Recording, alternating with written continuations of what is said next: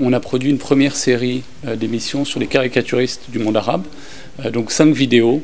qui montraient différents caricaturistes issus de différents pays du monde arabe, de Syrie, d'Algérie, de Tunisie, de l'Égypte, vidéo qui a plutôt très bien marché sur le web. Et dans quelques jours, donc le 25 janvier prochain, on va produire notre deuxième série vidéo qui portera sur la révolution égyptienne, 2 ans après donc, ce soulèvement de Tahrir. Et donc via des portraits de 7 à 8 minutes, on est allé interviewer différents Égyptiens du Caire venant de milieux très différents, appartenant à des générations différentes, ayant des opinions, des sensibilités très différentes. On est allé les voir et on a pris le temps de les rencontrer et de leur demander, encore une fois, de nous rappeler tout d'abord leurs souvenirs du soulèvement. Certains d'entre eux y ont participé, d'autres pas. Et de revenir sur leur vie quotidienne, mais aussi leurs espoirs, leurs craintes dans l'Égypte d'aujourd'hui et de demain. Enfin, je connais déjà un petit peu l'Égypte pour y avoir vécu, et puis après j'y suis allé à plusieurs reprises. Pour la première fois, quelques temps après le soulèvement de Tahrir, je suis retourné une deuxième fois, une troisième fois, et donc on a noué naturellement des liens avec les personnes sur place, jusqu'au tournage.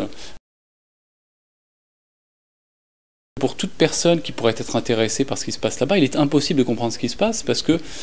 vous êtes en Égypte voilà, en janvier, février 2011, et puis vous n'entendez plus parler pendant 6 mois, et puis il y a des élections, et puis il y a un nouveau président, et puis la Constitution, mais vous perdez le fil de ce qui se passe entre-temps. Et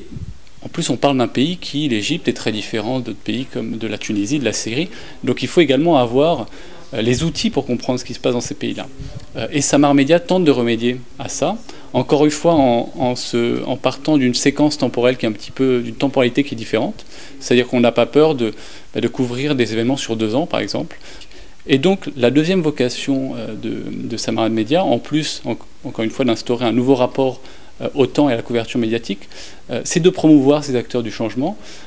et d'accompagner, en quelque sorte, ce mouvement d'essor, ce mouvement de révolution, pour mettre en avant ce qu'il y a de positif. On compte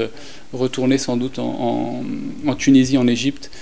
et en Libye, aller interroger des gens et leur poser des questions très simples. Beaucoup de personnes dans la région, de par ces événements fondateurs et historiques, ont été transformées et ne sont plus aujourd'hui les mêmes personnes, même si encore il y a eu des revers, il y a eu des reculs, il y a eu l'arrivée de courants conservateurs au pouvoir. Vous avez des gens qui raisonnent, qui se comportent de manière très différente, qui s'expriment comme jamais ils ne l'ont fait par le passé.